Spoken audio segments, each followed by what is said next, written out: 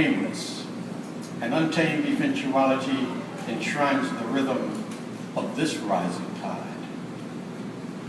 lending lyrics to the dissonance of bygone days, while festooned in a mosaic of diversity exploding into gloom.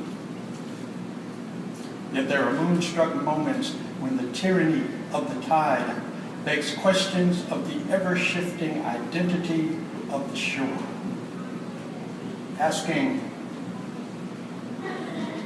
how many long-standing communities have come and gone? Homes filled with loving, now stripped of song. How many names, lives, means, and dreamers placed at the mercy of political demeanors? And how much more misery might our hearts contain? Can our music sustain? Shall we now poetically proclaim in words as well as shadows? And how many voices, including your own, shall it take to imbue these legacies with due respect? We, the inhabitants of this low country living, in order to invoke a more sustainable union, embrace the memories of the heroes been and gone, while exulting in their fury, raging forcefully from across the sea.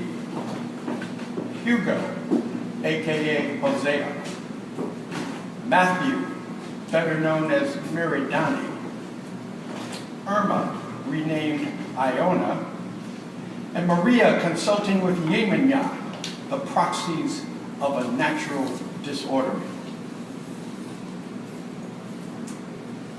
Wave upon wave, the rising tide receding lays bare the raw earth reality of those who initially came to inhabit this land, the Kusabo, among the first to be gentrified out of existence. As century upon century, our needs have declared the self-assigned authority to claim, to inhabit, to rename in denial the homesteads of those who have come before. Dig deep and you will rediscover the striated history of bones and detritus piled layer upon layer, of the toys and joys of previous new beginnings, of the dreams and blood and sweat and sacrifice that once occupied the foundations of these places we knew as home. For therein lies our unambiguous identities, clear-cut as diamonds, compressed through the pressure of needs upon needs disregarded.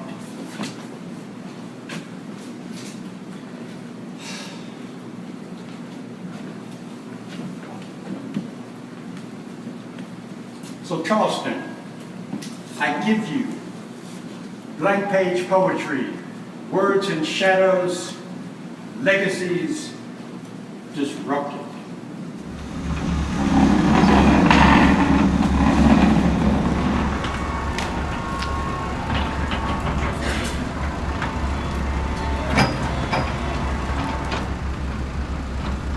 Charleston, South Carolina, where church steeples and cranes look over us and multicolored houses house live-in servants, where fast-rising hotels rise above slow-moving clouds that cast floods on the corner of America Street, where parades of one color get one day to celebrate, then hide in the shadows of gentrification, where Gullah cuisine is too expensive for Gullah people, the holy city, where the steady beat of jazz is the beat of our streets and the dialect of the past writes future conversations, where bridges and bike lanes break bread with politics while Progressives preach peace with uneducated tongues, and the angel oak tree is young compared to our vanity, where $16 burgers are sold in the middle of a food desert. And every community wants a piece of the pie. Grandmothers sit on porches, watching us change, but the problems of our city remain the same. And I see poems everywhere in my neighborhood. They write themselves, stumbling through winter's relentless stare and blinded by the bluntness of spring. They surround you before you slip into the sweet darkness of a sour night, sorting through a history of scrambled words. I am the tongue-tied baby of the family, the wide-eyed wanderer who finally found a home, walking past the broken-down buildings that hold the streets together and having real conversations with America, admiring her ball gowns down one-way streets, then washing off the doom of her repugnant perfume. I see poems everywhere in my neighborhood. They are the graffiti artists of the sky. The endless phone numbers typed in the cell phones, the puddles of alcohol that linger like rain on an unholy city, searching for God amongst the ghosts within.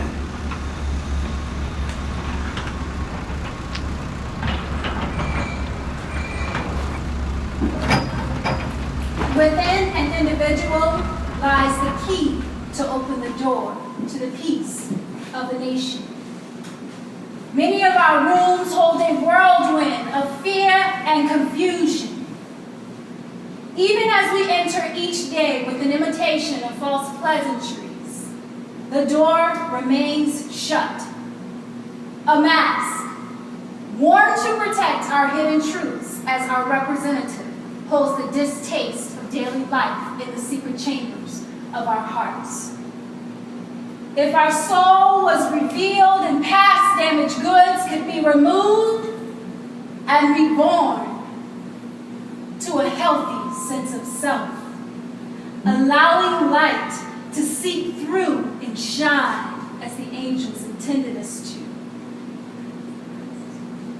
When the mask will begin to fall off, then the awakening can produce love. But not before the harsh realities of our wide eyes lose sight of the unseen hate that simmers beneath the flesh, and the wounds can be opened to embracing the pain that affects us all.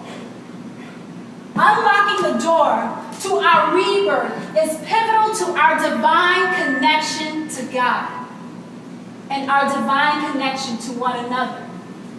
All exposure to hate must be rejected at the highest level and ingrained into our youth, taught to them as easily as ABCs and 1, 2, 3s, as simple as I cried when I hurt and I smile when I'm happy.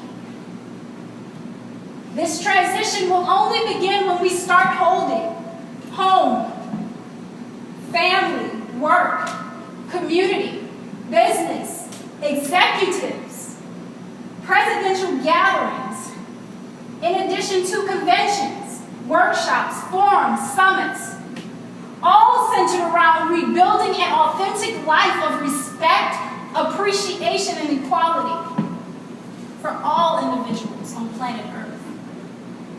This is our anthem. This is our healing.